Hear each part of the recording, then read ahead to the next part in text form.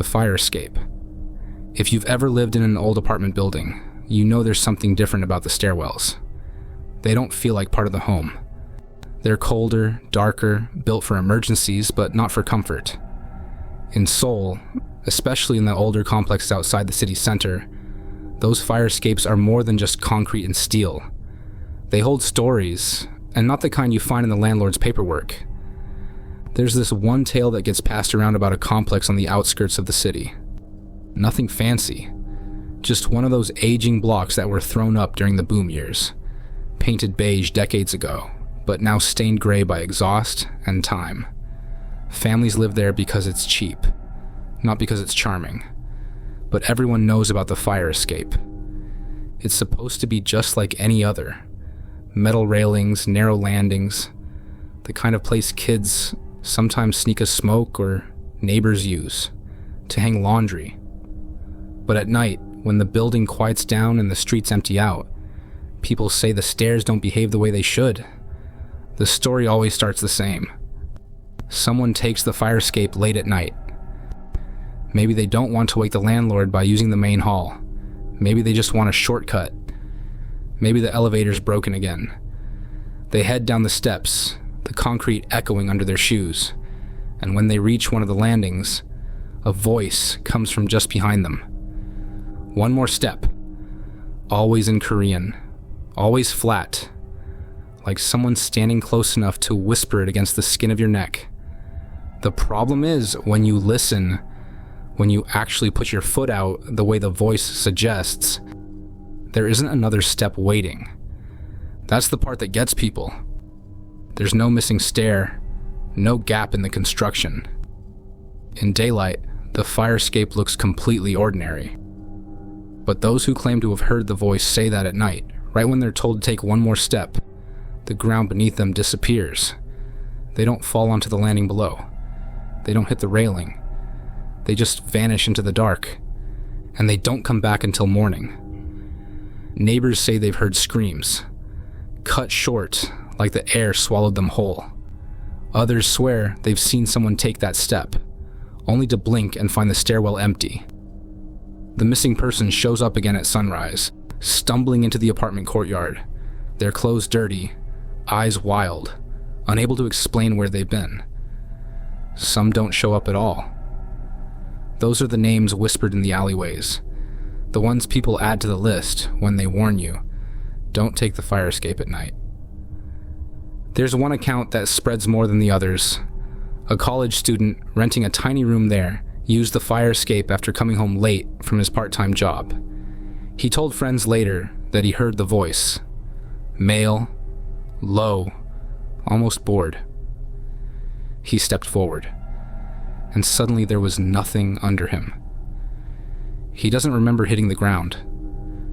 What he does remember is walking. He said he wandered through endless hallways that looked like his building, but weren't. The walls were damp, the lights flickered, and he kept seeing doors, but none of them opened. At some point, he realized there were other people walking too, silent, their footsteps echoing in unison. He couldn't see their faces. He just knew they didn't belong. When he finally came to, it was morning. He was lying on the asphalt beside the dumpsters, his hands scraped raw, his clothes reeking of mold. He moved out a week later. The strangest part is that the building's management insists the fire escape is perfectly safe. Inspectors have checked it multiple times. Structurally sound, no missing stairs, no loose railings. During the day, tenants use it without incident. But when you ask the older residents, they just shake their heads. "We don't use it at night," one woman said. "It's not ours then." Even people outside Seoul know the story. Taxi drivers mention it, construction workers trade versions of it over lunch. Everyone knows someone who swears it happened to them. And maybe that's why the legend sticks. It's too ordinary a setting.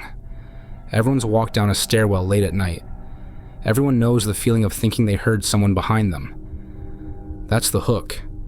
That's the part that makes you wonder if you'd do the same. Would you listen? Would you put your foot out just to test it? I'll tell you this. If you ever find yourself in one of those aging complexes, standing in front of a fire escape in the dark, don't test it. Don't lean into the voice. Because even if you make it back by morning, there's no guarantee you'll come back the same. And if you do hear those words, one more step, whatever you do, keep your feet exactly where they are.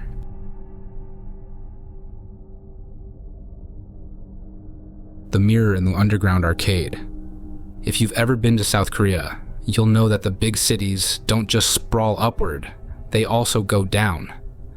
Beneath the streets, you'll find miles of underground shopping arcades. These aren't little basements with a couple of shops. They're whole worlds under the surface.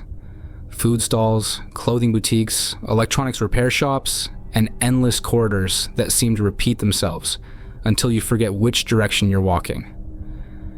In Busan, where the hills squeeze the city tight, these underground malls are everywhere, and locals use them as shortcuts or just to escape the weather. But when the shutters close, when the last subway train rumbles off and the shop owners lock their gates, the atmosphere changes. It stops feeling like a place of business and more like a maze that forgot what it was built for. And in one of those underground arcades, there's a mirror people won't go near after hours. By day, it's nothing special. Just a full-length mirror mounted on the wall outside a clothing shop. Shoppers glance at it while checking their reflection. Kids make faces, couples pose. But at night, when the corridor is empty and the fluorescent lights buzz overhead, something else shows up.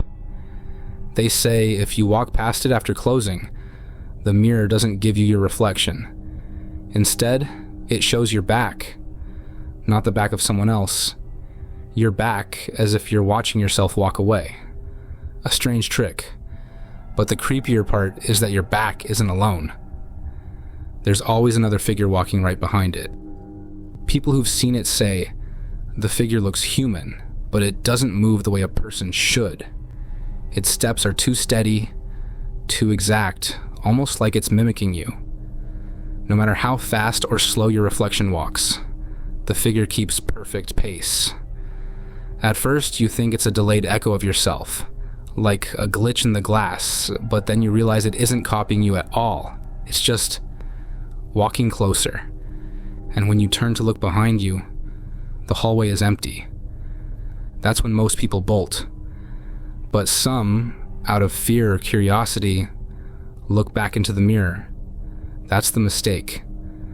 Because the second time you check, the figure isn't behind your reflection anymore. It's next to you, right at your side, as if it's been there the whole time. One woman swore she saw its hand lift, brushing against her sleeve in the reflection. She screamed, dropped her shopping bags, and ran. The next morning, the shop owners found her things scattered across the floor, but she never came back to claim them. There are other stories too. A janitor working late swore he saw himself in the glass, his uniform, his tired slump, and next to him, another janitor in the same clothes, the same posture, only with no face. He left his cart, walked out, and quit the next day. Said he'd rather be broke than spend another night down there. A student on her way home cut through the arcade after midnight and caught the reflection. She said she saw herself, but the figure beside her wasn't human at all. It was taller, its shoulders bent at the wrong angles, and when she blinked, it leaned closer until its head was level with hers. She blacked out. Security guards found her hours later, unconscious by the vending machines, her forehead pressed against the glass. The scariest part isn't even what people see. It's what they feel. They say that after the second look, once the figure shows up beside you, you can't shake the sensation of someone standing just out of sight. Even when you run, even when you reach the street, it's like there's a body brushing against your arm, footsteps overlapping yours. Some people claim the feeling never goes away. They leave Busan, move to another city, and still wake up at night convinced someone is sharing their pillow, their breath hot against their ear. When I asked around, older shopkeepers shrugged it off, muttering that the underground was never meant to be a place to linger. One man told me flatly, mirrors are doors. Some open both ways. He wouldn't explain further, but he made the sign of protection before turning his back. The arcade itself is still open, and the mirror is still there, just another piece of glass, reflecting the crowd. Nobody marks it or covers it up. It just waits. So here's the rule people whisper. If you're walking through Busan's underground shopping streets late at night, don't look in the mirrors. If you do, don't look a second time. Because once the figure's at your side, there's no telling if it'll ever leave.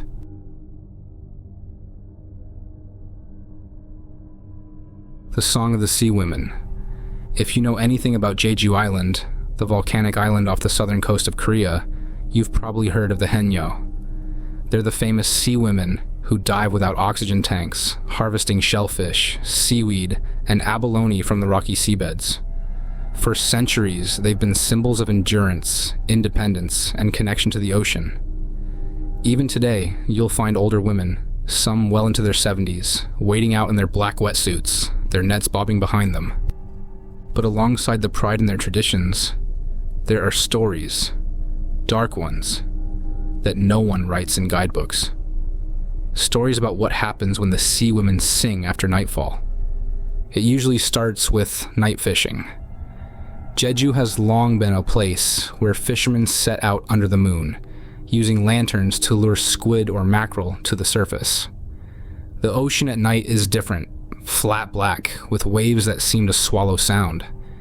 You might hear only the creak of the boat, the hiss of the lantern flame, and your own breath. Then, faintly at first, you hear singing. Not the kind of tune a fisherman might hum. This is slower, mournful, carried by the wind across the water. The words are hard to make out, but the voice is unmistakably female, soft and strong at the same time. At first, you might think it's one of the Haenyeo calling to each other, or maybe someone working late along the shore. But the sound doesn't fade. It drifts closer, circling the boat, curling around the edges of the dark waves. And as it grows clearer, your chest tightens. You realize you're not just hearing the song, you're caught in it. Fishermen say their hands stiffen on the oars, their shoulders lock, their bodies refusing to move. They can't even turn away from the sound. All they can do is stare at the water as something pale begins to break the surface. That's when the face appears. Not a whole body, just a white face, rising slowly, the rest hidden in the dark water.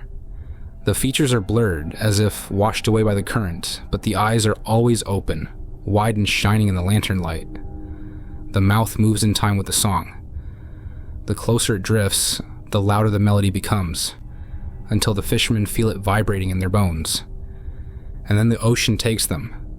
One moment, they're frozen on the deck, listening to the song.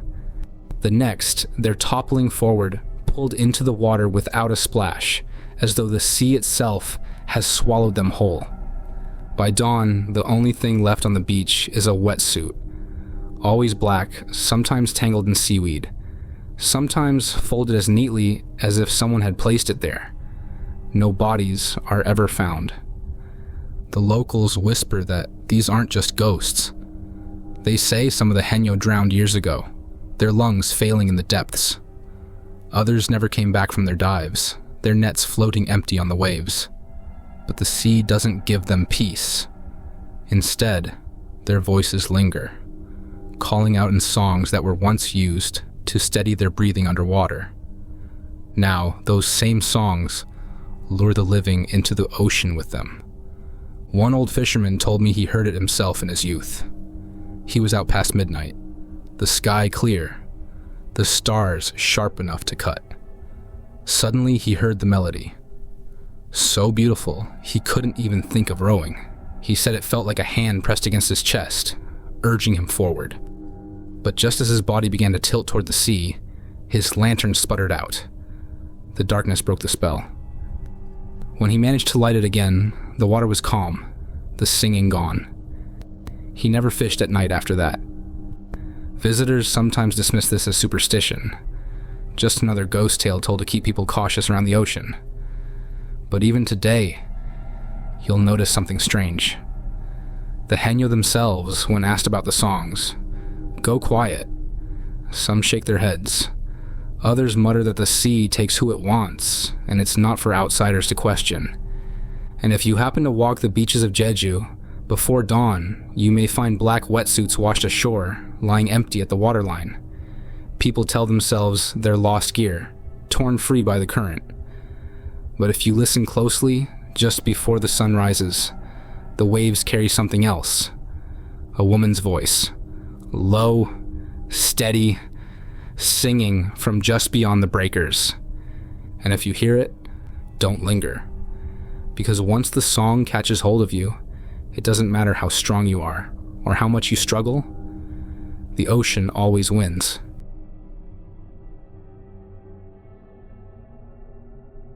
The Shaman's Offering. If you've ever spent time in the Korean countryside, you know the villages still hold on to old traditions, customs that have been passed down for centuries. Among them are shamanic rituals, known locally as gut. These ceremonies aren't tourist shows or museum pieces.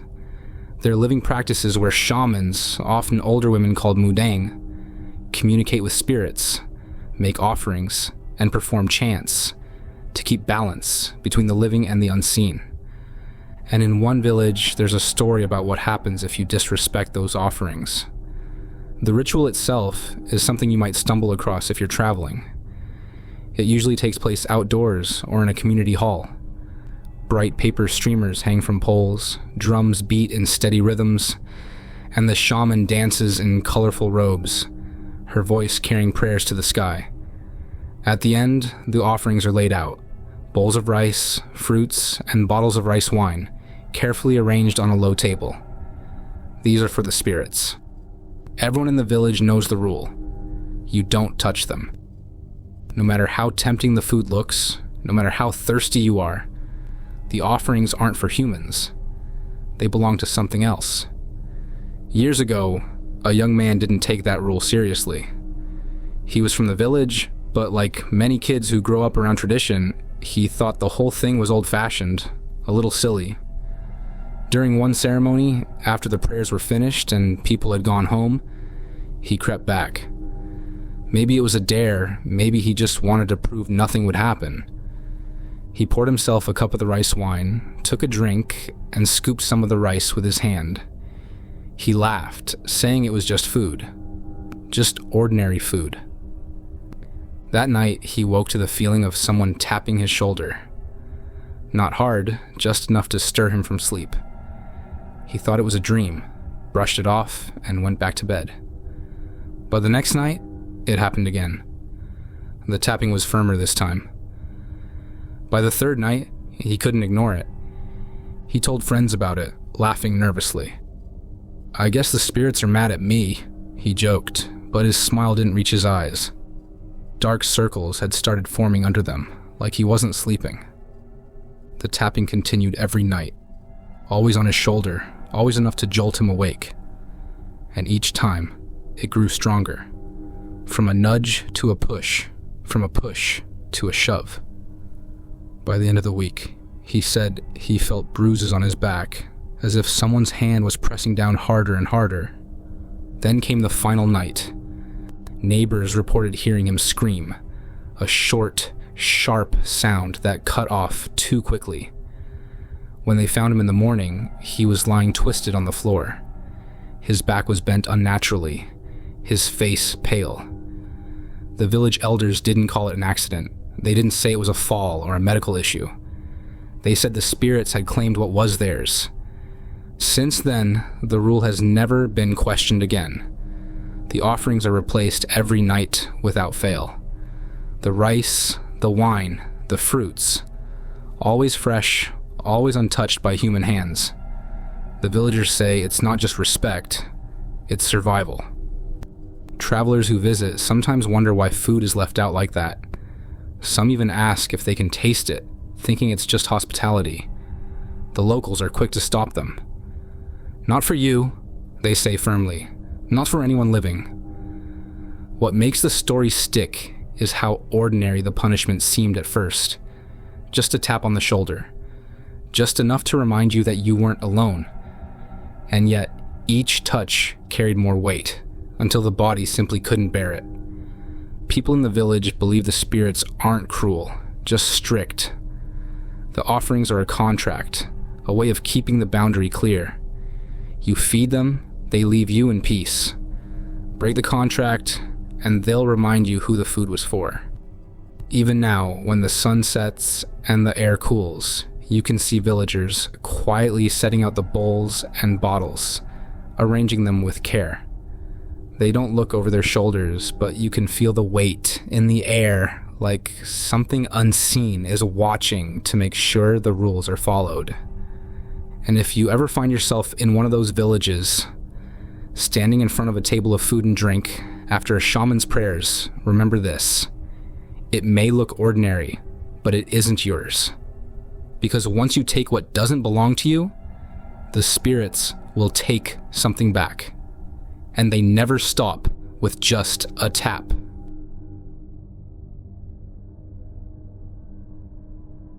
The last car. Anyone who's been to Seoul knows the subway system is huge. It's clean, efficient, packed during rush hour, and it shuts down around midnight. After that, the tunnels go silent until the morning trains start running again. For most people, the last train is just a race against time to get home, before the city locks down for the night. But there's a story about the very last car, the one at the back, that makes people uneasy. Picture this. It's past midnight. You're exhausted from work or drinks, and you just barely catch the last train. The cars are empty except for a few scattered passengers. You head to the last car, thinking you'll have it all to yourself. The doors close, the train lurches forward, and for a moment, you enjoy the rare quiet of Seoul's subway. Then you feel it, that sensation of being watched. The story goes that as soon as the train leaves the platform, something sticks to the window. Not a smudge, not a reflection, an entire face, completely black, pressed right against the glass, as if someone is clinging to the outside of the moving train. There are no features, no eyes or mouth, just a flat, dark mask where a face should be. Most people look away immediately. You don't want to stare at something like that. But the problem is, once you look away, it doesn't stay outside. When you glance back, the face is gone from the window, and that's when you notice the weight on the seat beside you. It's sitting there now, the same faceless figure, but inside the car, right next to you, close enough that your shoulder brushes the air where its arm should be. It doesn't move, it doesn't make a sound, but its presence fills the car, heavy and suffocating. People say it feels like the air goes thin, like breathing underwater. The only detail survivors ever agree on is that you can't see its features, no matter how hard you try. Some describe it as a shadow with depth, others as a void shaped like a person. One man swore he felt its head turn toward him, even though there were no eyes to meet. He said the urge to get off the train was overwhelming, stronger than fear itself. That's why no one who leaves after seeing it is ever spotted again. Security cameras sometimes show passengers stepping off at the next station. They look normal enough, tired, maybe pale, but walking steadily. Then they vanish. They don't exit the station. They don't appear on any other camera, and they're never seen again. It's as if the station itself swallows them whole. One woman's case made headlines years ago. She was a student coming home late. Her friend said she texted them from the train, complaining about how empty it was. Her last message was short. Something on the glass. She never came home. When police checked the station footage, they saw her step off at a transfer point, glance over her shoulder, and then nothing. She walked out of frame and never reappeared. Some subway staff whisper that the faceless thing isn't random. They say it waits for people who ride the last car alone.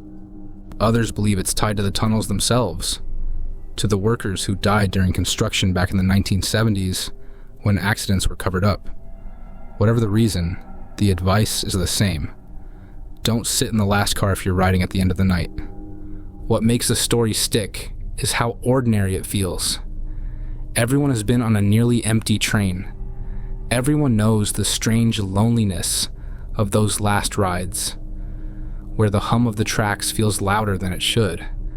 Add a face pressed against the glass, a seat suddenly occupied, and it's not hard to imagine how the line between real and unreal blurs.